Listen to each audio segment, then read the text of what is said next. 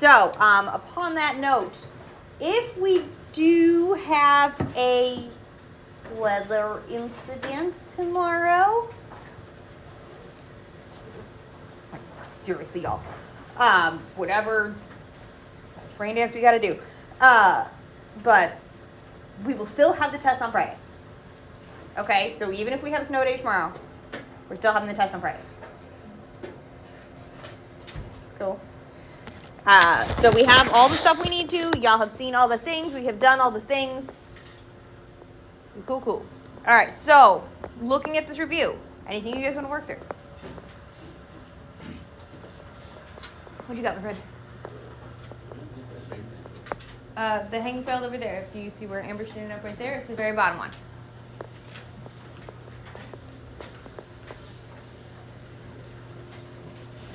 So flip through it. See if there's anything you want to work on. I'm happy to go through any of them. I'm happy to go through all of them. I do also have the answer key for this paper one posted on Canvas. It's got all my work on it. It's also on the board right there. Okay, so if you guys just want to work on your own for today, tomorrow, and Thursday, I'm okay with that. If you want to go through it together, I will work through absolutely any one that you want. You just got to say a number out loud. Okay, so flip through it. See if there's something that looks scary. Number 2, yes. Aha, the tornado. It is just like the ones we did on the card thingy that we did last week. Last week? Was it only last week? It might have been the week before. Last week. Time is relative and weeks are boring. All right, so it's just like our water tornado guide that we had. This is showing its starting levels. So pick one of them and start with that. So I'm going to start with my top. What is the level? What is the height on my water tornado as it's starting? 4. So it's going to start at 4 because it's right there.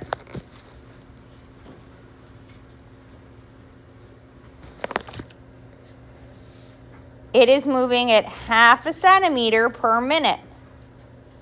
So if it helps, make yourself a tea table. At 1 minute, it's gone down 0.5 centimeter, which means what's my total height? If it's 0.5 centimeter,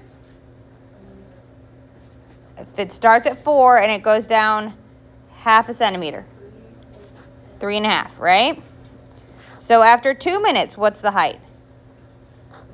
3. After 3 minutes, we can do down another 0.5. It's at 2.5. At 4 minutes, what's the height? 2. It's just going down using this rate of 0.5 centimeter per minute. So what we're going to do is we're going to plot those points. 1, and I'm going to estimate 3.5 there-ish. 2 is at 3. 3 is at 2.5. 4 is at 2. And that gives me enough information there. Except I'm paranoid and I like to do things like that. There we go. To get my information on a graph here. We're not putting arrows on it because remember these are closed systems. I can't put more water in. There's not more water coming out. It just is what it is.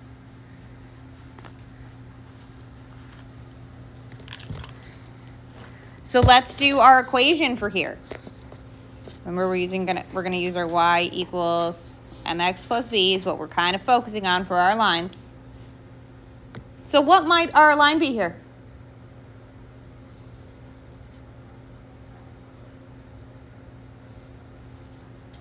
What's my y-intercept? 4. What's my slope?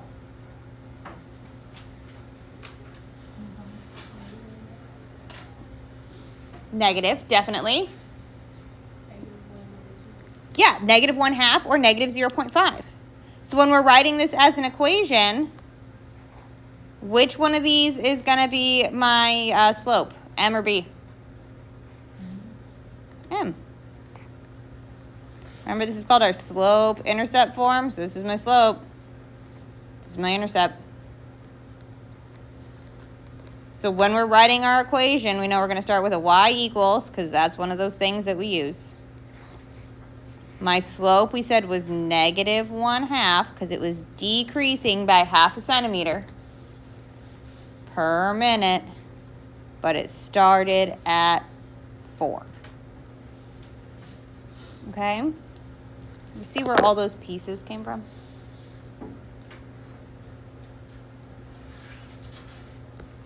We do the same thing for the bottom bottle. Remember, this is a closed system, so as the top empties, the bottom fills up at the same time. Where is the bottom one starting at? 2. So it starts at 2 centimeters. And then is this one going to increase or is this one decreasing? Increasing. So again, you can make yourself a table if that helps you. So we know that at 0, it's at 2. At 1 minute, how much higher is this going to be? 2.5. It's going to be up 1/2 centimeter, and I am right at the edge of my paper. Oh, no, I'm not. Yay. Huzzah. At 2 minutes, what's this going to be at? 3, because it's going up another 1/2 centimeter. So it's going to be right here. So you can do as many as you feel you need.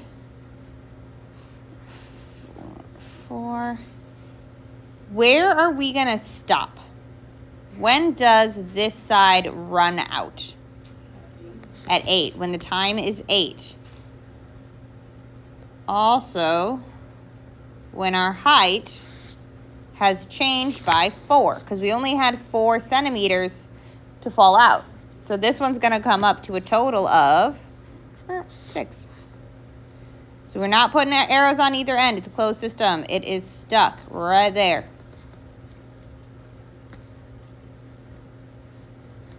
Same process. What is my equation going to be? I'll give us our y equals. What's our slope?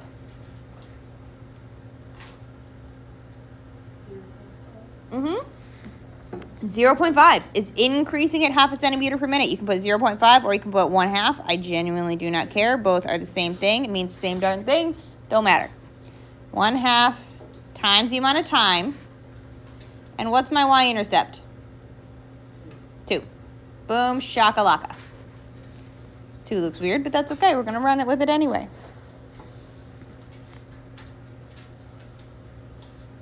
Okay?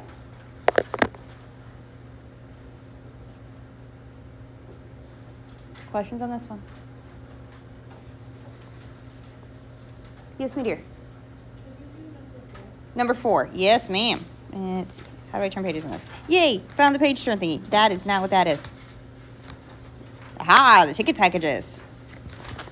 Finding the slope from a table.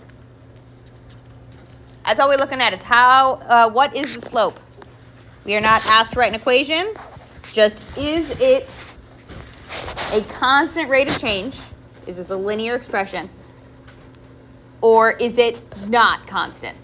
That's all we care about. So, first things first, let's figure out which one's x, which one's y. What do you think?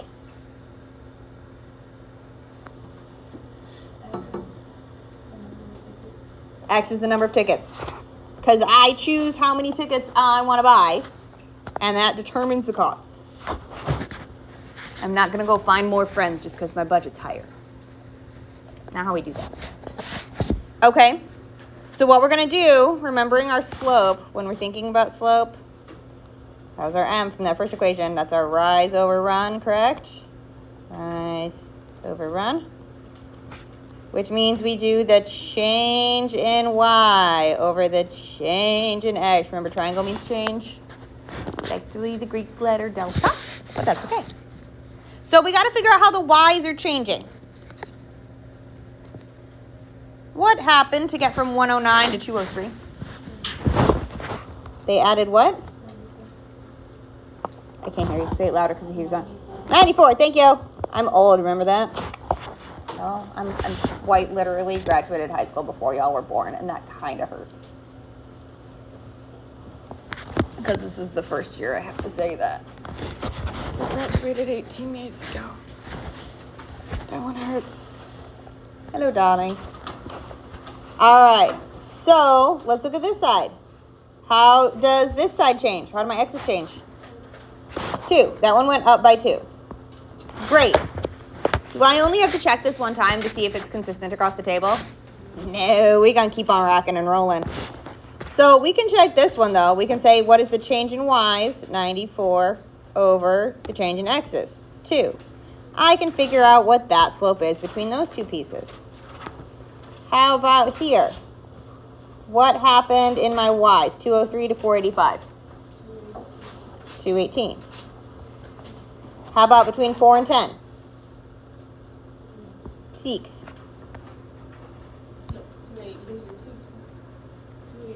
2. There we go. 100%. I'm testing y'all. Totally not because I don't have my answer key in front of me right now. Making sure we're paying attention. What's up? No, that's fine. It's right there if I need it. Making sure we're paying attention. 282. That sounds right. Same thing. Change in y's over the change in x's. We're going to type these in the calculator. Let's do one more of them. How do we get from 485 to 720? 235. How do we get from 10 to 15? 5. Change in y's, 235 over change in x's, 5. Type each of these into the calculator. What do we get? 45. For all of them? 47. See, I'm making sure we're paying attention. Totally making sure we pay attention. 100% not because I've drank enough coffee today. Is that the same thing for all of them? 47 and 47. So is this a consistent rate of change? Yeah. Or a constant rate of change. The amount that it's changing is 47 per person. So for part B, what is the rate of change? 47. That's my slope. It's how we find the slope.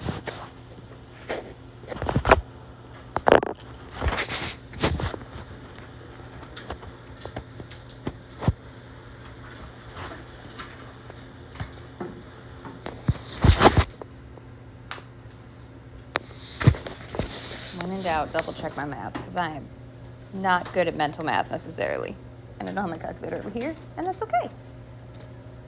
All right. Anything else you guys want to walk through? I'm game for whatever.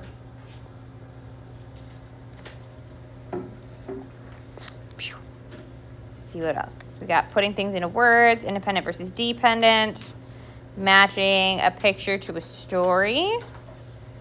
We've got, ooh, that's fun. My key randomly rotated on this. I hope it's not like that on yours.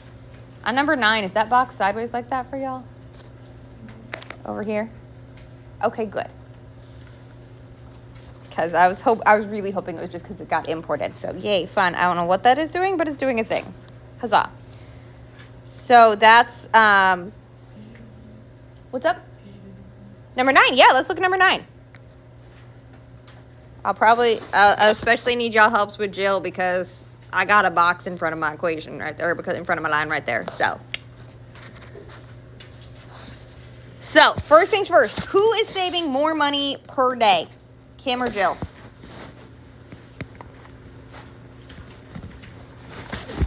Kim. Why Kim? Her line is steeper. Agreed.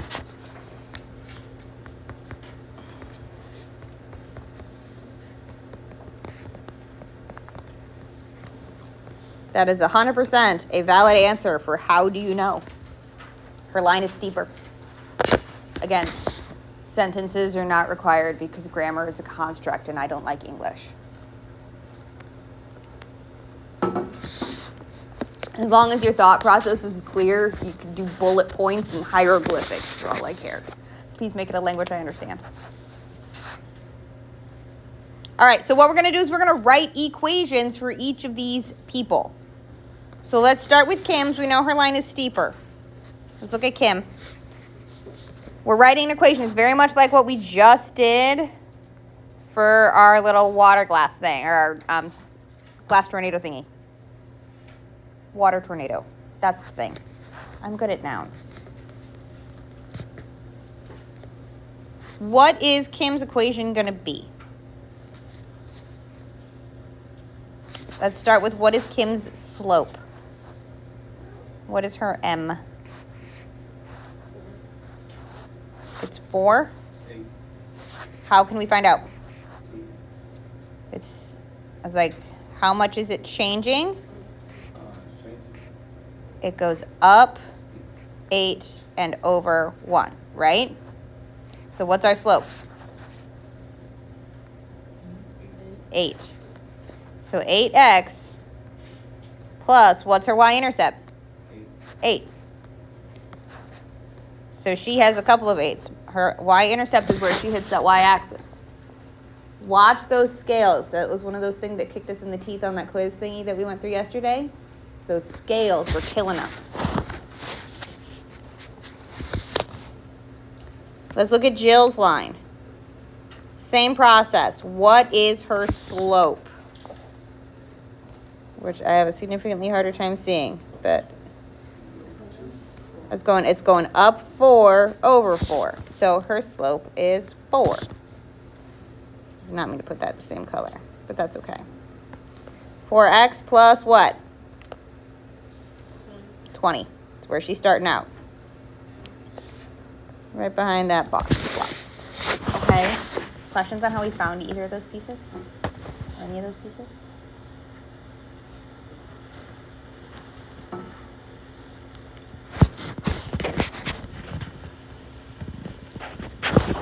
Okay. This is the kind of bizarre part right here. Part C is the one that makes you go, ow, a little bit. Because, yeah, Kim is saving money faster. But who will buy the $24 pair of shoes? Who gets to $24 first? Jill does. Because we're looking here, which is directly behind this line that's in my way. Here's 24. And Jill's line crosses right here. So Jill will have $24 on day what? 1. Jill has 24. That is so meant to be an S, and that is 100% backwards. There we go. Has $24 at day 1. While Kim doesn't get there until day 2.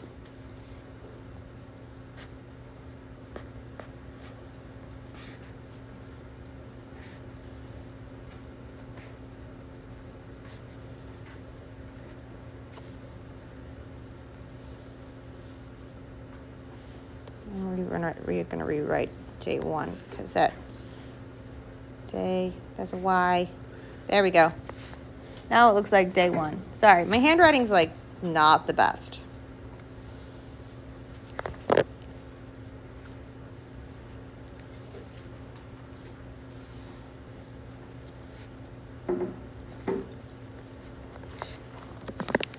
Our last piece here is to put some things into context. We're looking at our y-intercepts is what we're asked to look at here. We're asked to write our y-intercepts as an ordered pair. Remember, ordered pairs means x comma y. It's got to be in that order. That's why we call it an ordered pair. So looking at Kim's line, this one here. Where is her y-intercept? 8. How do we put that as an ordered pair? 0, comma 8. My x is 0. My y is 8. What does that mean in terms of the money problem? What does 0, 8 mean? She starts with $8. On day 0, she has $8. So you can put on day 0, she has $8. Or she starts with $8. I'm fine with that too.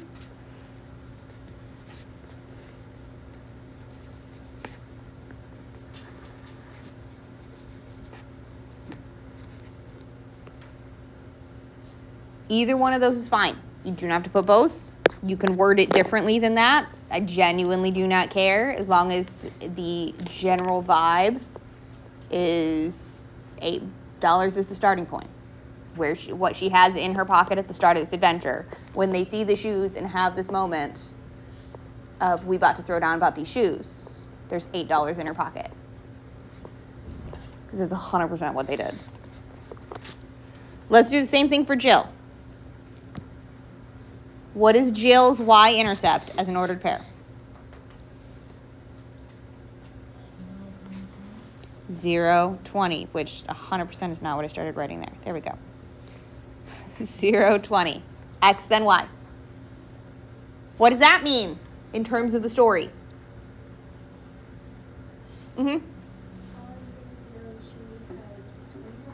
Perfection. On day 0, she has, that S looks awful. That looks like a 5. She has $20. She starts with $20 in her pocket. When they see these shoes and have their epic moment, she got $20 in her pocket. She starts with 20. I don't care what order the words are. $20 at start. Times 0 equals 20. Get concept into brain. From your brain to my brain via paper. The order and grammar of it, not important. Okay? As long as the information can go from your brain to the paper, from the paper to my brain, we good.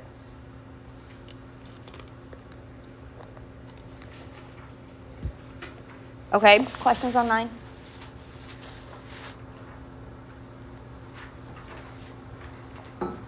Cool. What else we got? What else you want to look at? Ooh. Oh, my question number 11 has the question on the wrong page on here. Oh, it turns all my boxes sideways.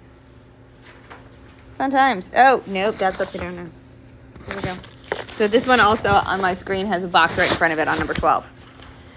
Just so that you're aware, the chapter test is not this long. We just give you like lots of lines and we combine things together so that we practice things more than one. Like, we're not going to have 3 different, name the independent and dependent variables. Not going to be 3 of those. We're probably not going to have all of these for all of the table questions. We're not going to have this many graphs you have to make. I do believe it is 2 pages for the test, and this review is 3 pages. So it'll be shorter. Okay? Any others that you guys want to work through? Like, I'm game for whatever. Number 5. Derek and his context. Putting equations into context. So this is all about Derek and his bank account. How could we put this into words? What's your initial thought? What you got, Amber?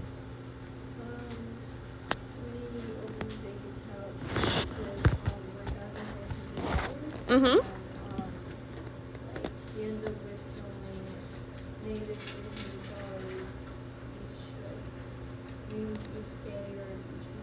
Right. That sounds perfect, especially because they don't give us on what our time unit is.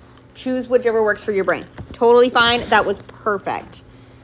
So he starts, I think since you opened his bank account, or he starts with $1,400. And withdraws, I loved that word. That was perfect. Withdrawals. I don't know. Close enough. Withdrawals. $300 each time unit. I'm gonna go with month. $300 seems like a lot per day, but would genuinely work. 100% credit, totally fine, because we didn't tell you.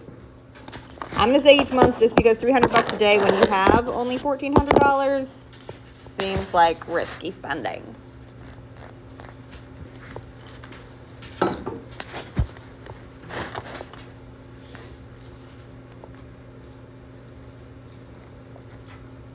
But that's how we do that. So we're going to take what we have as an intercept, and we can put that as what we start with. What we have as our slope is there, and the fact that it was a minus means we're withdrawing or removing. That's where those words came from. The $1,400 is what we start with. The $300 we're removing. And you don't have to use the word withdrawals, especially because I don't know how to spell the dang thing. Removes, spends, gets rid of, shreds, burns, anything involving destruction.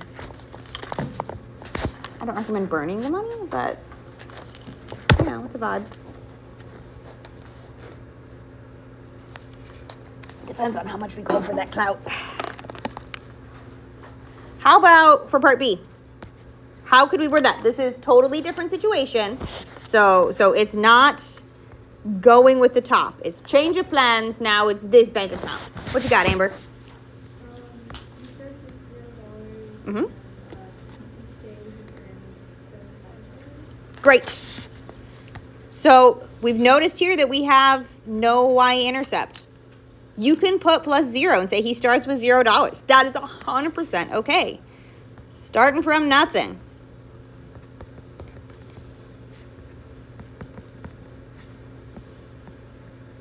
Or nothing, or blank, or broke, or whatever. He adds, grows, gets paid, collects, any of those words. I genuinely do not code. He gets, is the final one? 75 per day. Or hour. That would be sweet. 75 per hour. Ooh, baby. Let's go with per day. That seems more attainable. Very few people get 75 an hour.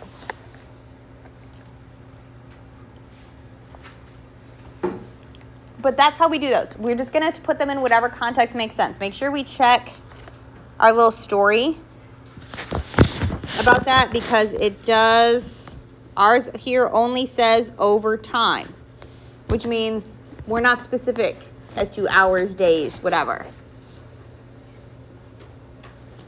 Can you do 6A? 6A, yes. Boop. Oh, it's very much like one of the ones on the homework. That's okay, it's our pizza problem. We love pizza. Yummy. So, first things first. We've got Terry and his Papa John's obsession.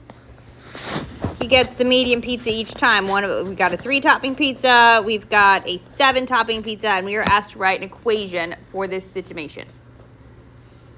So, first things first, we're asked to figure out what is our independent and dependent variables. What are you guys thinking?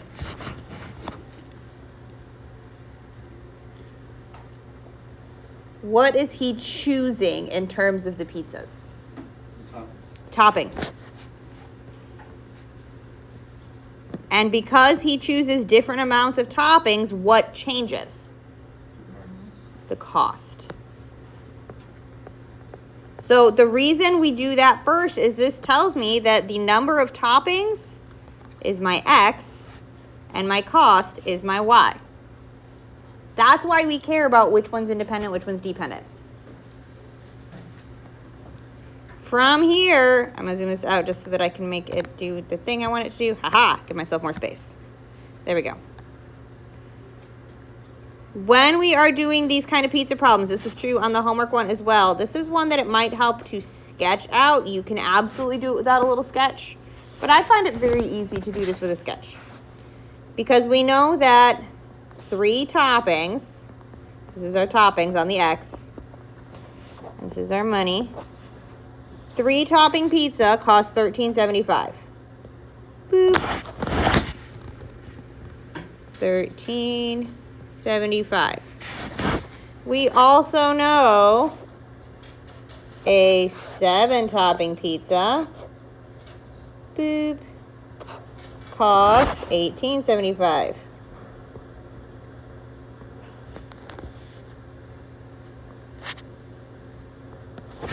That's just from our problem here. Can I use this information to figure out my equation? Do I have enough info here? Because I know that this is going to be a linear situation. Can I figure out how it's changing from between these 2 points? Mm-hmm. How do we do that?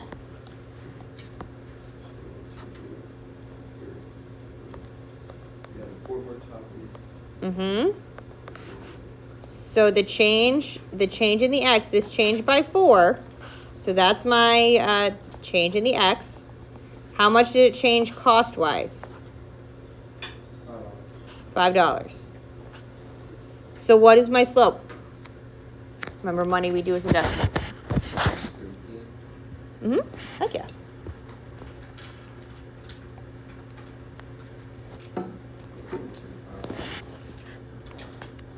Our slope is $1.25, so it's $1.25 per topping.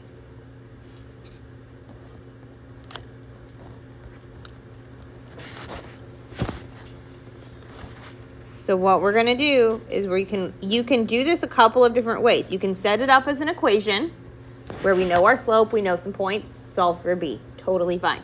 You can work your way backwards and say, I know what a 3-topping pizza costs, I know what each topping costs, and say, okay, what does a 2-topping pizza cost?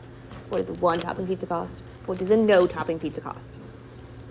Totally valid. I'm sure there's other ways to do it, but those are the 2 that come to my mind. So, figuring that out, what does a no-topping pizza cost? Look at that one, see if we can figure it out. So, okay. What do you guys think?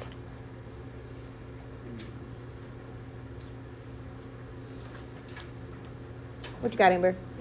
$10 even. So this y-intercept here will be right at 10. And you can do that by working your way backwards. The way that I did it was like, all right, I know each topping is $1.25. I had 3 toppings, so my toppings cost $3.75. Take that away from my total, and I found out the $10. That is 100% a way to do it. You can work your way backwards. You can do it whichever way you want to, whatever way makes sense. I feel like the graph makes it way easier to spot this, but you don't have to have that. Whatever works for your brain. If you notice the difference in and find your change in X and your change in Y a different way, just from the data, more power to you, man. Go for it. I feel like this makes it very clear and easy to spot. But it's not required, okay?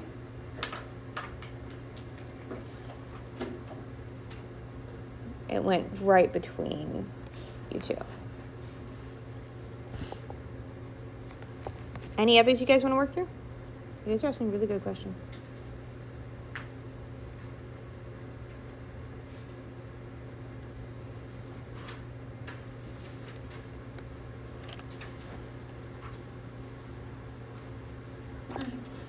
All right, so then what I'll do is I'll take a seat. Y'all can come ask more questions if you want to. Like, I'm happy to work with you one-on-one. You guys have 10 minutes left in class. So it's a good amount of time. So work on this. Practice this. There is another version up on Canvas. So work through these. Look at the answer key. Ask questions. We can work through them together. No worries. The answer key for the paper one is on Canvas. There is also a Canvas copy or Canvas version of this review. Same types of questions, different values, different numbers. So you can practice it again. So, especially if we are not here tomorrow. Keep working on it, keep studying, come back on Thursday with more questions. We'll work through it. Test is Friday. Even if there's a snow day tomorrow, test is Friday. Okay? Just being real clear. Real clear. I don't want you to see a snow day and go, sweet, test is postponed. Nope, still Friday. Being real clear. All right, so keep working on this. Let me know if you guys have more questions. I'm happy to help with more. Rock on. Dang it.